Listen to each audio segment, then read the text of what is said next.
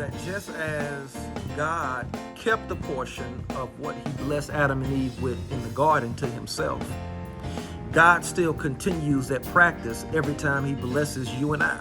He expects us to be responsible over the part that he has allowed us to play. And so we're responsible in our jobs. We're responsible in our calling. We're responsible for whatever it is that we are doing. It belongs to God. We must look at our jobs. We must look at our occupations, our businesses as that which belongs to God, that God has trusted us to take care of on this side of life. Again, the earth is the Lord's, the fullness thereof, the world, and they that dwell therein. Everything we do belongs to somebody else, and so we're stewards over it. Even those of us who work in somebody else's business or we work for somebody else, it's somebody else's vision that we work in, and so we're stewards over it.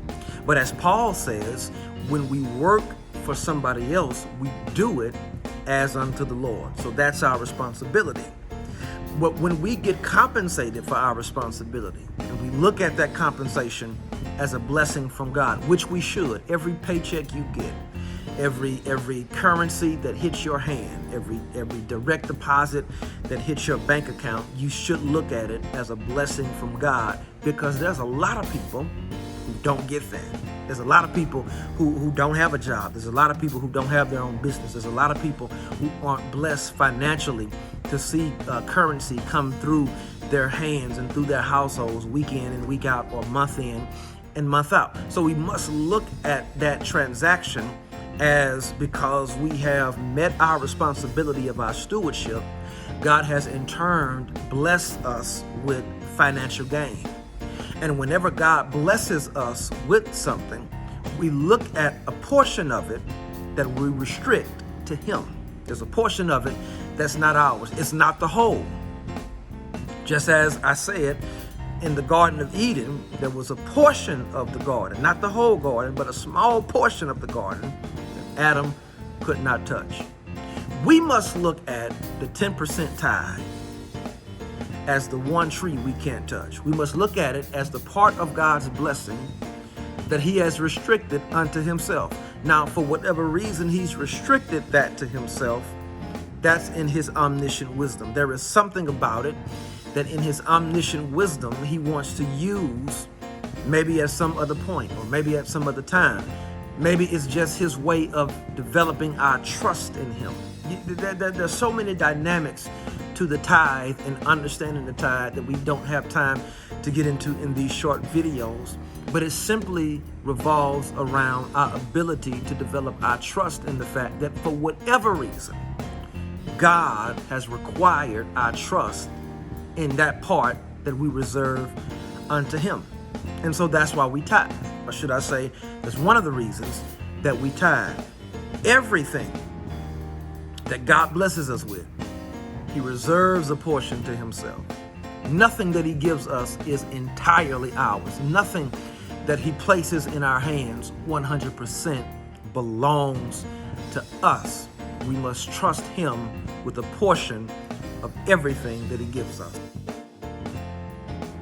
Now, the question for many people becomes, well, okay, I understand that God wants us to trust him with a portion of what he blesses us with, but why do we have to give that to the church? Why do we have to take that 10% and give it to the church? Why can't I give my 10% to something else?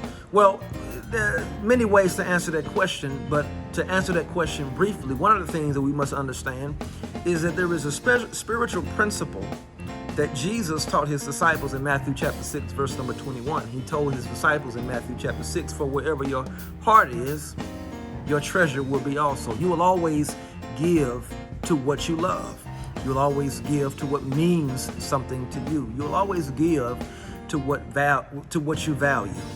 God wants to know, do you value his church? He wants to know, do you value the work that your church is doing? Do you value what your church brings to the table? And by giving a portion of what belongs to him, by giving a portion of what belongs to him that he blessed you with to the church, you're making a declaration and an expression that you value what the church has to offer, that you value what your church has to offer.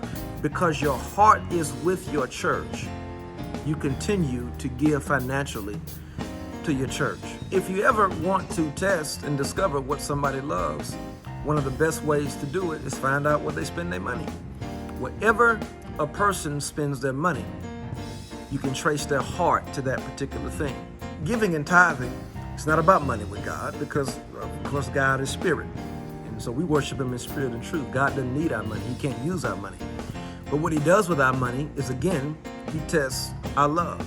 He tests our heart for him and the things that belong. Just as any entity and organization needs finances to continue its mission and its efforts, the church needs finances to continue its mission and its efforts. Now, most other organizations fund themselves differently. The majority of the organizations we're familiar with in America are capitalist organizations. They're businesses. And so there's a transfer of sales and goods. There's a transfer of products. There's a transfer of something that they can put a price on. But the gospel is priceless. You can't put a price on the gospel. And so what God has done is instituted a financial system that you may not be able to put a price on directly, but you can at least place value in.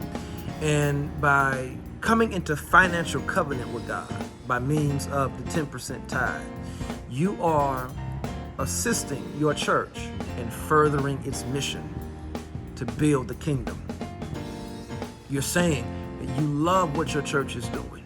You appreciate what your church is doing. You love what your church is doing for you, but you also love what your church is doing for other people and the community. And so you continue to fund it.